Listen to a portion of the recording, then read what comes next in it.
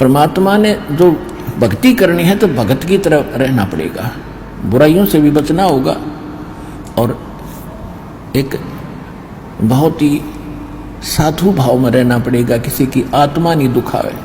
ठीक है, आपको धीरे धीरे सेट होने में टाइम लगेगा। जैसा भी जिसका व्यवसाय है अब वर्तमान में, उसमें एक साधुता लाओ। जैसे कोई मजदूर है, सेवा कर रहा है किसी के और भगत हो गया, तो वो तन मन धन से सेवा करे उस मालिक के उसमें, क्योंकि वहां से उसे रोटी मिल रही है। और फिर परमात्मा ऐसी प्रेरणा करेगा उस मालिक के अंदर, देख भगत आदमी होते ऐसा हो भाई। कोई चीज पड़ी रहो घर में, उसके लिए मिट्टी समझे, चाहे पैसा हो चाहे सोना हो, कुछ भी हो, अपनी मिली हुई 2 रोटी यानी दो दिहाड़ी मिलती है, उसमें संतोष सब्र करके देखा कितनी इज्जत बनेगी उसकी, और कितनी विनम्रता और उसके प्रति सद्भावना और उसका आदर बनेगा उस मालिक के हृदय में। इसी प्रकार अगर आप मालिक हैं, भगत हैं, आपके यहाँ कोई सेवादार सेवा करता है, उनको अपने बच्चों की तरह समझाए, उनको भगवान के बच्चे समझाए। वो बालक सेवा कर रहे हैं, भगवान के बच्चे हैं, उनको प्यार दे और उनके साथ कोई ऐसा गलत बर्ताव नहीं करे। और फिर कुछ दिनों में उनके दिल में ऐसी भावना होगी, परमात्मा दोनों तरफ रोल करता, जब हम मालिक के अनुसार चलेंगे, फिर उन बच्चों में भी, उन सेवादारों में भी ऐसी भावना भर देगा भी हमारे जैसा नालायक नहीं, इसे ऐसे भले आदमी के घर में रामूनी से 21 कराएंगे, सेवा में मजदूरी में 21 काम कराया करेंगे भाई। तो इस तरह कितना अच्छा माहौल बनेगा। और हम जैसे मालिक तो समझता है कि न पैसे दो 100 रुपये और काम खींचूं 1000 का, और मजदूर क्या समझते हैं, रुपये लेवा 500 और काम करा 100 रुपया का। दोनों की नीयत खराब और दोनों दुखी, कर्म भी बिगड़े, टेंशन बनी रहे।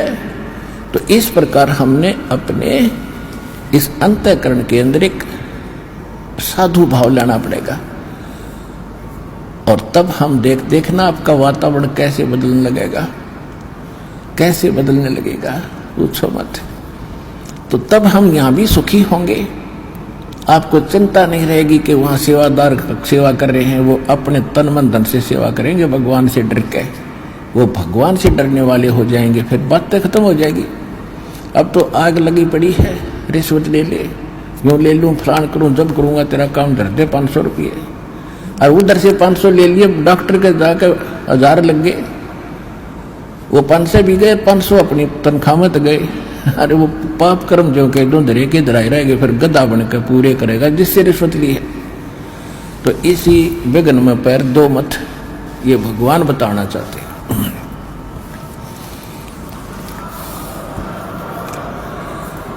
और जब आपको ये ज्ञान होगा ना, जहर दिखाई देगा आपको, और जब आप नेक नीति से चलोगे तो पूछो मत। अब दास बहुत देखता है, एक छोटा सा बच्चा ने बोला जी 55 रुपये पाए मैंने पड़े, वो घर पे ले आया, घर वाले बोले ना बेटा हमने नीचे धर दे, अपना दान पात्र में डाल दिए, इस वजह से ना हम नहीं खाएंगे।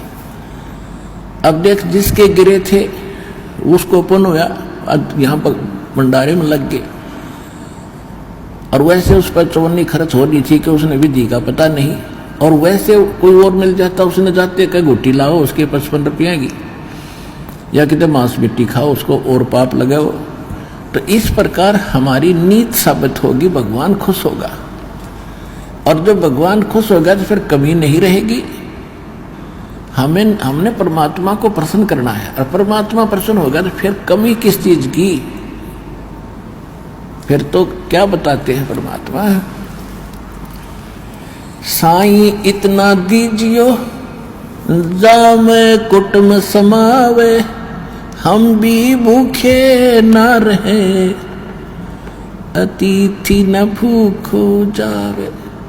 इससे अधिक मांगना इस काल की जेल में हमारी महामूर्खता है कि इतना ही मांग लो बस तुम, इसमें सब कुछ मिलेगा, क्योंकि ये कलयुग है और कलयुग में मशीनरी जरूरी होगी, तो आप इतना ही मांगो जामे कुटुंब समावे, यानी रिक्वायरमेंट ऑफ द फैमिली, परिवार की आवश्यकताएं, ये है जामे कुटुंब समावे, और हम भी भूखे ना रहें और अतिथि न भूखा जाए।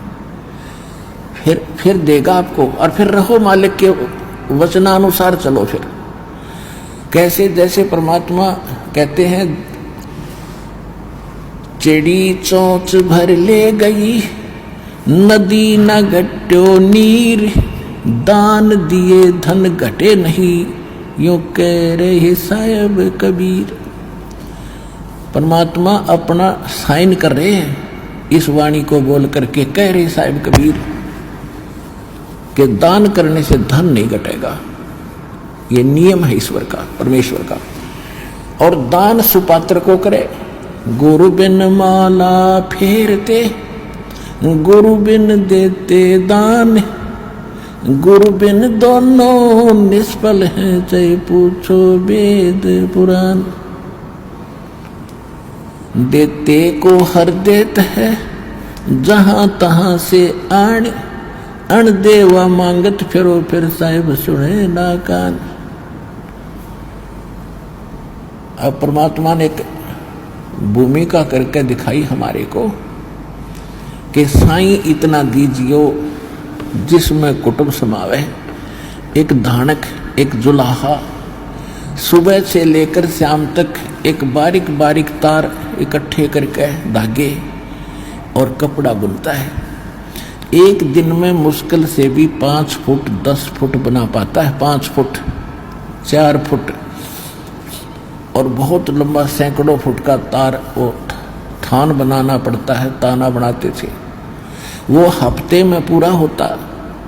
उसकी जो मेन ताना मालिक को मिलता, उसमें से अपने परिवार के लिए जो आवश्यक सामग्री थी, खाद्य पदार्थ लाते, और शेष बच जाते उसको सत्संग और भंडारा में लगाया करते थे। इस प्रकार परमात्मा हमें उदाहरण देते हैं कि इस लोक में आप भगवान की भक्ति अवश्य करो, पूर्ण संत से प्राप्त करके, फिर परमात्मा एक्शन में आवेगा।